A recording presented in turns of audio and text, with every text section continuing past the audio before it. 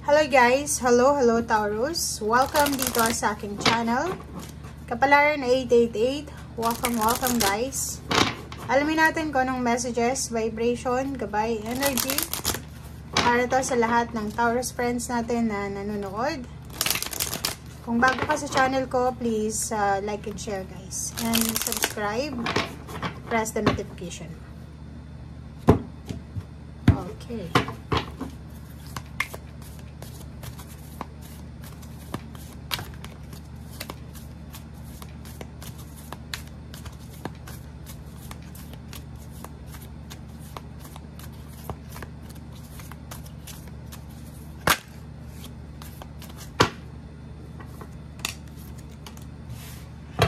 Okay, Taurus.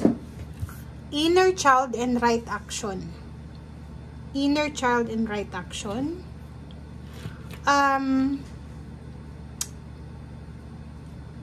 Dito sa dalawang barahang to, parang ang sinasabi ng baraha sa'yo na may mga bagay-bagay ka, Taurus, na gustong mangyari sa buhay mo. Like, pangarap mo nung bata ka. Pangarap mo nung medyo teenager ka pa. Yung wala ka pa sa ganyang klase ng estado sa buhay. And, siguro ang tagal-tagal mo nang naghihintay.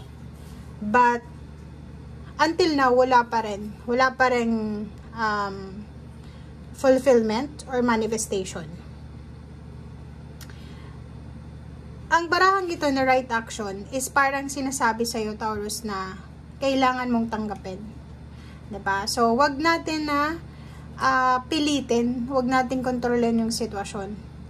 If for example, marami kang disappointment sa past mo, like mayroon dito na parang nag-aral siya, 'di ba? Nag-aral siya ng kolehiyo, and after niyang makagraduate, expected niyang makakahanap siya ng stable na work. Pero sobrang hirap ng buhay, sobrang hirap ng pakikibaka, competitive yung mundo.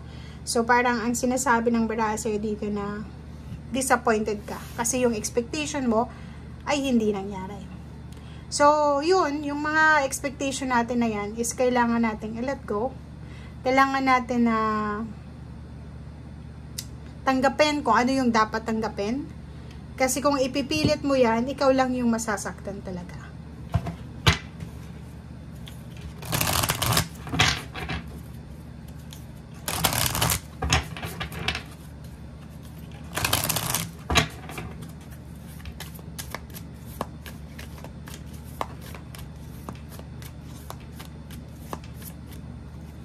Okay. Lumabas din to sa Capricorn. So, balance, woman holding a coin, babae man or lalaki. Posibleng makakatanggap ka ng appreciation, victory and success. So, if ever man na hindi ka na-appreciate sa ginagawa mo, sa trabaho mo, sa business mo, or sa kung ano pa man, since money yung pinag-uusapan natin, yun yung posibleng matanggap mo. Okay? 66 siya. It's a balanced number. So, ibig sabihin yan, kailangan natin ma-appreciate kung ano yung meron tayo sa ngayon. Kasi, kung ano yung sinisend out natin, yun din yung babalik sa atin. Kung hindi natin appreciated yung small things or small blessings, paano pa kaya? 'Di ba? So, kailangan nating tanggapin or pwedeng magpasalamat tayo, maging grateful tayo sa kung ano man na biyaya na ibinibigay sa atin ng ating universe. Kasi gano'n naman pag grateful ka, maraming blessings. Pag ungrateful ka, wala ang tumal ng biyaya. Okay. So, finding and travel. Nakikita ko sir dito, kahit naka-reverse yung dalawang barahang to, sinasabi ng baraha sa'yo, Taurus, na siguro isa sa posibleng maging resolution mo dito, or isa sa posibleng maging solusyon, answer sa kung ano man to na kailangan ng answer sa buhay mo is transition, change, transition, travel, relocation, or siguro hanapin natin yung strength natin. Diba? Talent. Ano ba yung talent na ibinigay sa'yo ng Panginoon na pwede mong pagkakitaan? Kasi wala naman dito sa mundong ibabaw na isinilang na walang talento, walang strength. Kahit nga yung mga unemployed, yung mga nasa kalye lang, may mga talent sila na wala yung mga profesional. Diba? So, hanapin mo, pakiramdaman mo ang sarili mo, kasi may sinasabi sa'yo ang iyong spiritual helpers and guides na doon sa talinong yon, doon sa binigay sa yung biyaya ng Panginoon, doon ka kikita ng pera. Okay? So, nakikita ko sa'yo dito,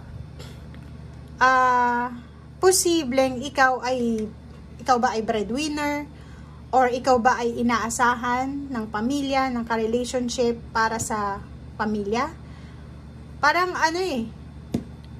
ikaw yung sandalan, ang dami-dami mong obligations.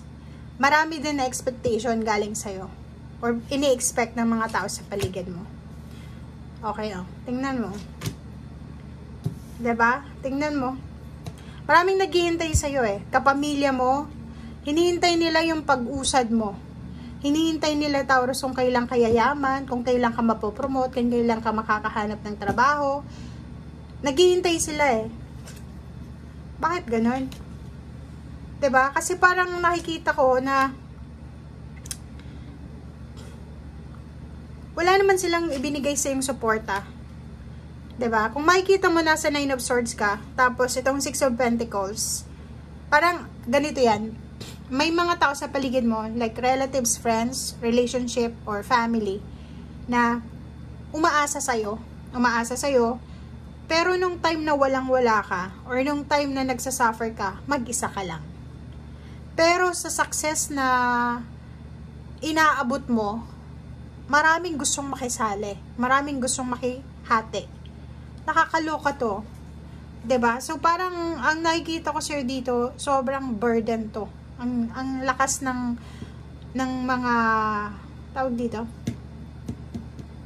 Lalakas ng confidence nila. Parang hindi sila nahihiya sa iyo, Taurus. Parang ganun.